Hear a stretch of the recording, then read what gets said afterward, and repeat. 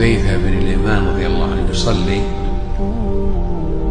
يعني نافلة، فسمع قائل يقول من ورائه: اللهم لك الحمد كله ولك الملك كله بيدك الخير كله إليك يرجع الأمر كله علانيته وسره، فأهل أن تحمد إنك على كل شيء قدير. اللهم اغفر لي جميع ما مضى من ذنوبي واعصمني فيما بقي من عمري وارزقني أو أزلفني عملا صالحا يرضيك عني.